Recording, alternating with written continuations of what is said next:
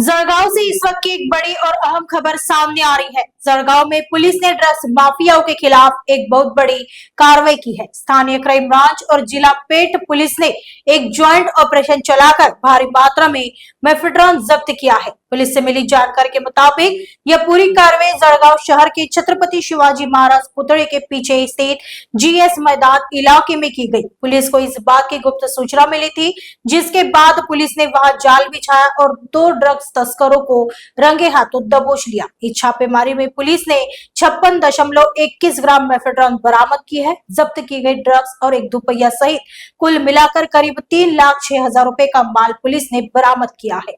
आगे की जांच पुलिस कर रही है। आज पहाटे 10 जुलैला पहाटे 2:30 वाजेच्या सुमारास LCBला एक गुप्त बातमी मिळाली होती की जे आपलं GS ग्राउंड आहे तिथं काही मुलं MD विक्रीसाठी येता येते म्हणून। तर त्यानंतर मग आपण सापळा रचला। सापळ्यामध्ये आपल्याला 3 जण मिळून आले। एक आंध्राचा फायदा घेऊन पळून गेला। 2 जणांची जी अंगझडती आहे ते घेतल्यानंतर 56 ग्राम MD मिळालेला आहे आणि आपण 56 ग्राम MD आणि एक मोटरसायकल असा 3,06,540 रुपयाचा मुद्देमाल जप्त केलेला आहे। आणि जे आरोपी अटक केलेले आहेत त्यांचं नाव आहे जयेश तायडे आणि दुसरा हितेंद्र परदेशी आणि एक आरोपी आहे भैया सोनवणे राहणार कंचननगर, हा फरार आहे, त्याचा आपण शोध घेत आहोत। सर, आरोपींची पार्श्वभूमी काय असेल नेमकी? या कुटुंबाशी गुन्हे त्यांच्यावर दाखल आहेत? गुन्हे दाखल आहेत पण NDPS विषयक नाहीयेत। हा त्यांचा NDPSचा गांजाचा किंवा ड्रग्सचा असा पहिला गुन्हा आहे। सर, कुठून आणला, काय आणला, त्याचा काही माहिती आली का? नाही, त्याचा तपास चालू आहे। फक्त एवढंच होतं की हे दोघं जे ड्रग्स घेत होते, जे अटक आहेत विकत आणत होते, ते भैया सोनवणेकडून आणत होते, ही प्राथमिक माहिती आहे। त्याच्याकडून 2,000 ला घेत होते आणि समोर 2,500 ला विकत होते। सर, जे तो आरोपी आहेत ते नेमके कुठले?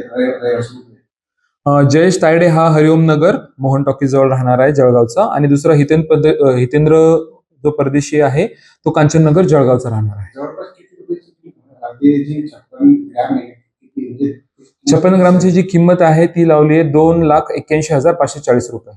त्यांचं रॅकेट कसं असायचं, कुठं विकणार होते? पेडलर आहे का सर, स्वतः व्यसन करायची? हे यापैकी जो जयेश आहे तायडे, त्याला पाचा तायडे म्हणतात, उर्फ पाचा तायडे, तो स्वतःही घेतो आणि विक्री पण करतो। काय याच्यामध्ये रॅकेट आहे कॉलेजचे? त्याचा तपास चालू आहे। आज पहिलाच दिवस आहे। आता आज आपण PC साठी जात आहोत पोलीस कस्टडीवर। गुन्हा दाखल झालेला आहे CR नंबर 217/2026 NDPS ऍक्ट आणि जिल्हा पेठ पोलीस स्टेशनला रजिस्टर्ड आहे हा गुन्हा। सदरची कारवाई ही जळगाव जिल्ह्याचे माननीय पोलीस अधीक्षक श्री श्रीकांत धिवरे यांच्या मार्गदर्शनाखाली करण्यात आलेली आहे। यामध्ये LCBचे अधिकारी, अंमलदार आणि जिल्हा पेठचे अधिकारी, अंमलदार अशा सगळ्यांचा सहभाग आहे।